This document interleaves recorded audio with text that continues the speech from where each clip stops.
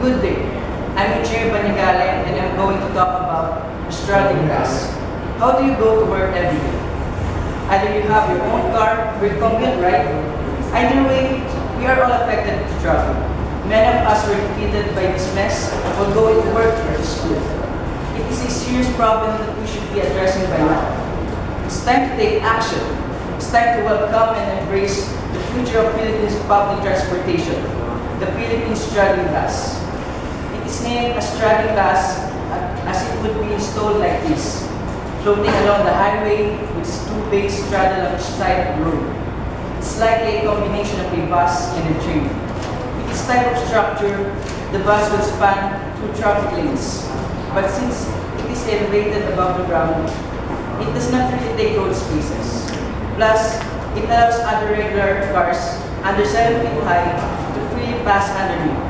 It will have a minimum turning radius of 45 to 50 meters and a maximum speed of 60 kilometers per hour.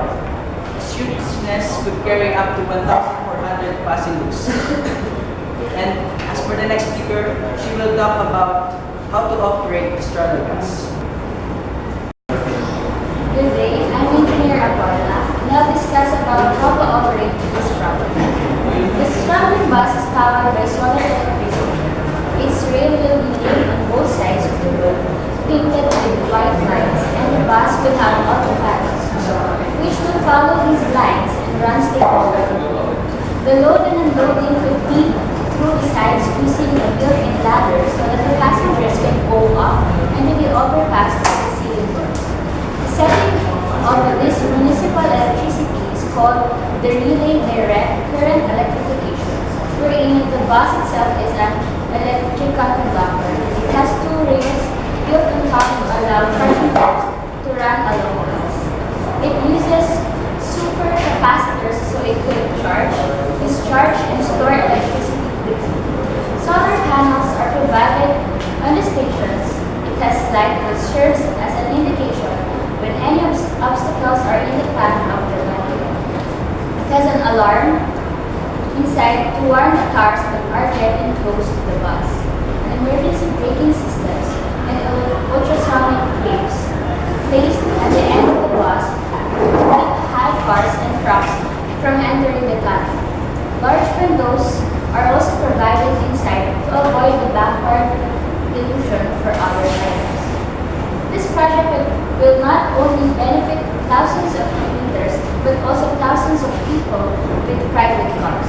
Those people who work far from their homes, especially those who need to go in and out of metro.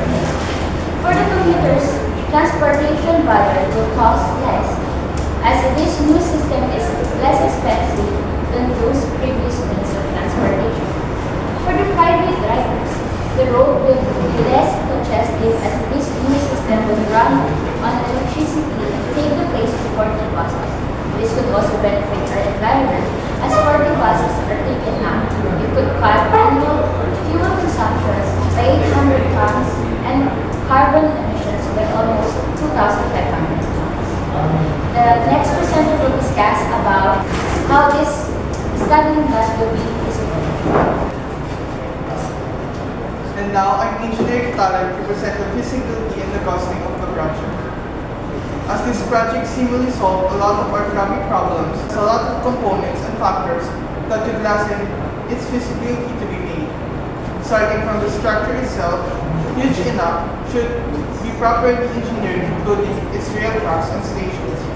All in all, this project would take several months before it could fully implemented in our country. According to our company, the bus designer estimated that the straddling bus could replace up to 4 conventional buses, potentially solving 860 short tons of fuel and avoiding 2,640 short tons of carbon emission that those 40 buses should produce in a year. It could cost about 4 million pesos to build a 4 to 4.5 meter in height, 7 to 7.8 meter in width straddling bus with a 40 kilometer or 25 miles schedule, and it would only take a year for one to be built. This is claimed to be a 10% of the cost of building an equivalent subway. For the next presenter, he will present about the benefits Hello and good morning. I'm Christian Pama, and previously, my colleagues have discussed what our project is all about. And now, we are going to discuss the benefits to the company of our project. Our company will pioneer the technology in the country. As the Philippines first, this can help build the company's reputation towards the way we do business, fueling more investors. Our initial target will cost one prototype about 4 billion pesos to build.